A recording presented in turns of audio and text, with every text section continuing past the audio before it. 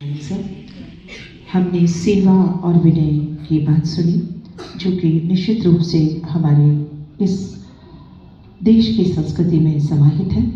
और अब बड़े सम्मान के साथ आमंत्रित हैं माननीय श्री कृष्ण कुमार अस्थाना जी अपने अयोध्या धाम के श्री राम लला के दरबार में पहुंचने पर जो अनुभव हुए, जो एहसास हुआ, माननीय अस्थाना जी।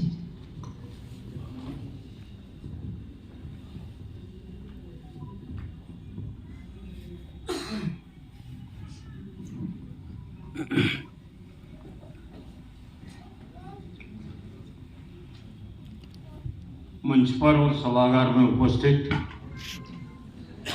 श्रद्धेय बहनें और बंधु, मुझे लगता है कि मंच पर हम उपस्थित 4 लोग जो कार्यक्रम के साक्षी थे, वे तो क्या अनेक लोग मिलकर के भी उस आनंद का वर्णन करना चाहें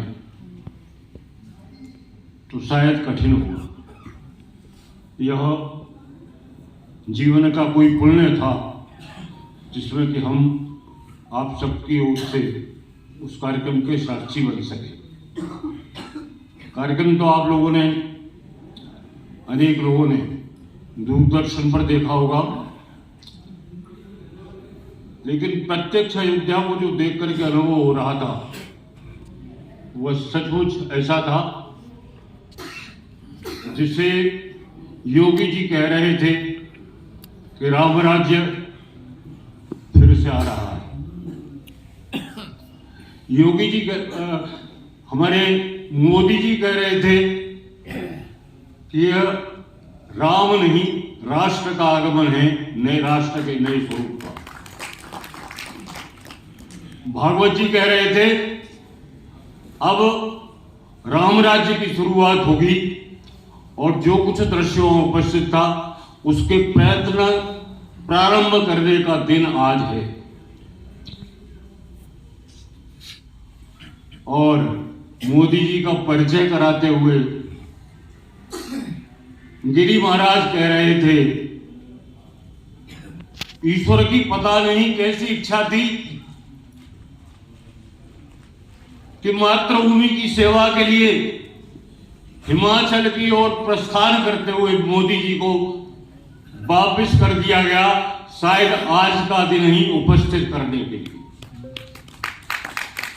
हम लोगों को मालूम है साधना के लिए मोदी जी एक बार निकल पड़े थे, लेकिन वे वापस आ गए, और वापस आ गए इसलिए हमने सदियों के बाद वो दिन फिर से देखा।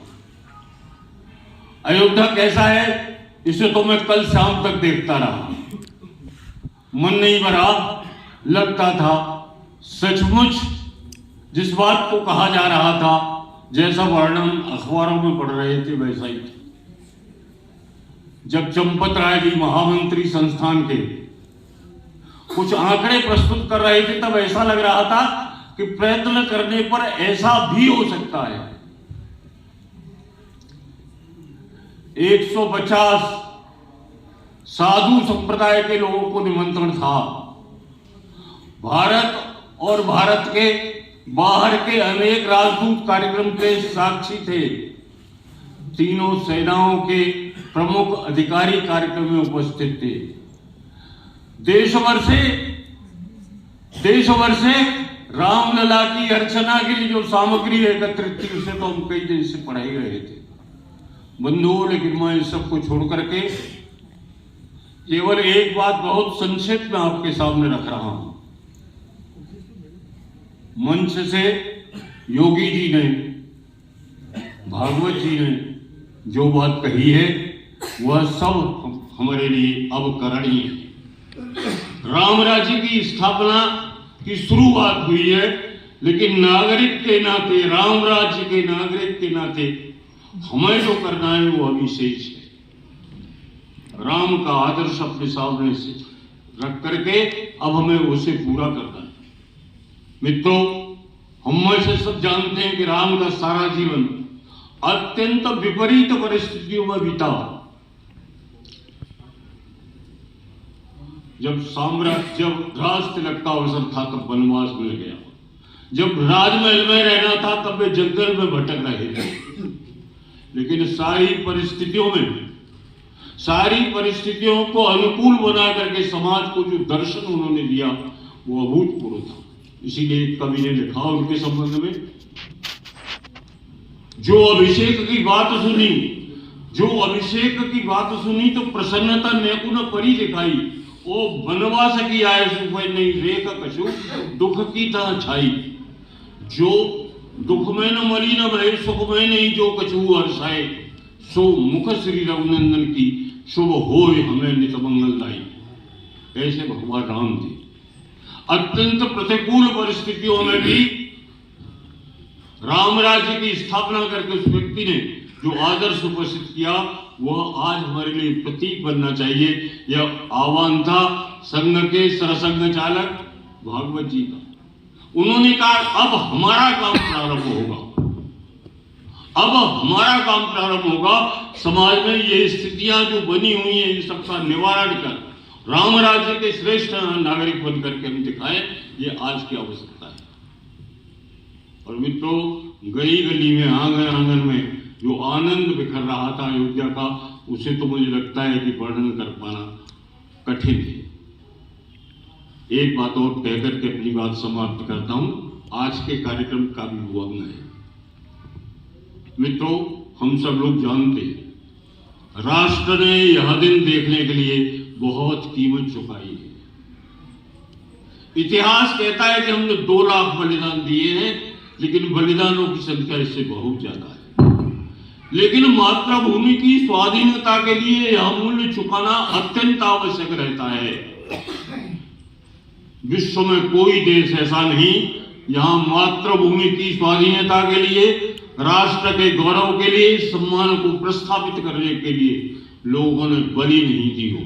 लेकिन भारत ऐसा देश है जहां एक मां अपने 4 पुत्रों को बलि देकर, दूसरी मां अपने 3 पुत्रों को बलि देकर, तीसरी मां अपने 2 पुत्रों को बलि देकर के भी ये कहती रही कि अगर मेरे एक पुत्र और होता तो मैं राष्ट्र कार्य के लिए से भेजती। विश्व के लोगों ने बलिदान दिए होंगे, लेकिन ऐसी मां स्वतंत्रता के ऐसी दीवानगी और कहीं नहीं देखी। गुरु गोविंद सिंह के 4 पुत्रों के बलिदान की कथा हमको मालूम है। शाफेकर बंधु 3 बंधु एक साथ बाद में अपनी आंखों से फांसी पर चढ़ते हुए देखे थे 2 वर्ष के अंदर देश की स्वाधीनता के लिए। सावरकर जी के 2 भाई और 3 भाई जेल में बंद रहे, हम सबको मालूम है। यह केवल इस देश का इतिहास है कि राष्ट्र के गौरव की प्रतिष्ठापना के लिए लोग बलि देते रहे। और इसलिए मैं आपको निवेदन करता हूं कि श्री कृष्ण सरल जी की पंक्तियों का स्मरण करते हुए राष्ट्र की रक्षा के लिए अब फिर से कभी कोई अवसर हमारी आंखों के सामने ना आ पाए, इसलिए नई पीढ़ी को तैयार करने की जिम्मेदारी हम सबकी है।